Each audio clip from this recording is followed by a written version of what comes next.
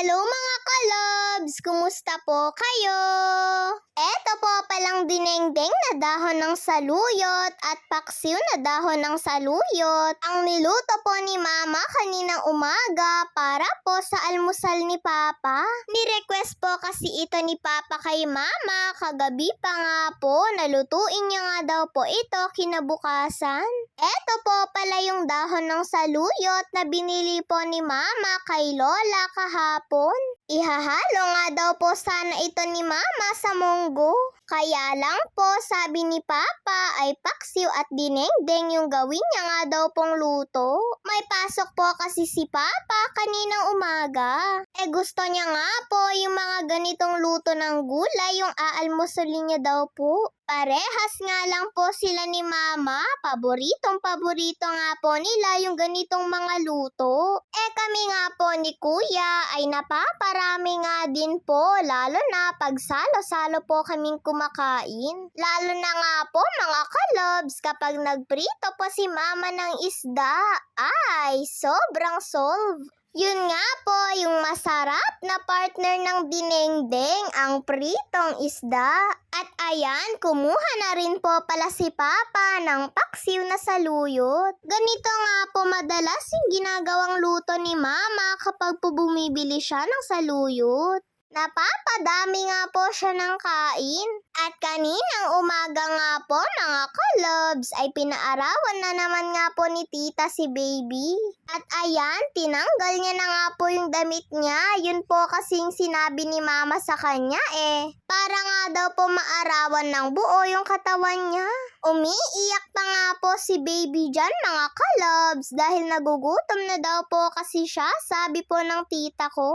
At ayan, tignan nyo nga po yung pwesto nila tita, sentrong-sentro nga po sa init ng araw. Kaya dito nga po sila madalas nagpapaaraw ni Baby.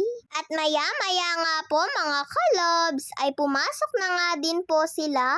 At nung may nagbenta nga po ulit ng talong ay bumili na nga din po si Mama.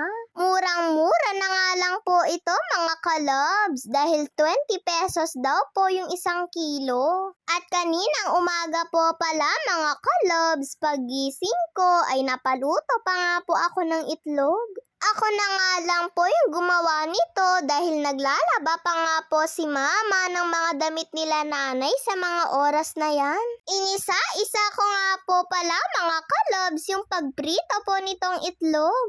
Gusto ko rin naman po yung niluto ni Mama na saluyot. Kaya lang sabi ko nga po kay Mama ay mas gusto ko nga po kasing kumain nun sa tanghali.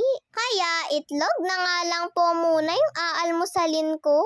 Ayan, at binaligtad ko na rin po pala itong itlog sa kawali dahil luto na nga din po yung kabila. At pagkatapos ko nga pong magluto ay pinakita ko pa po kay Mama yung mga paso ko. Sabi nga po ni Mama ay normal nga daw po yan kapag nagluluto. Basta sa susunod ay mag-iingat na nga daw po ako. Hindi ko po kasi maiwasang madikit yung kamay ko sa kawali Lalo na malaki po yung ginamit kong kawali sa pagprito ng itlog. Nasa kanila nanay po kasi yung kawali na ginagamit ko pong pangprito ng itlog. At kagabi po pala mga kalobs ay bumili nga po sila Papa ng inihaw para po sa pang-ulam namin. Napakwento po kasi si Papa kahapon kay Mama na may mga bumili nga daw po na kasama niya ng barbecue dito daw po sa Andox.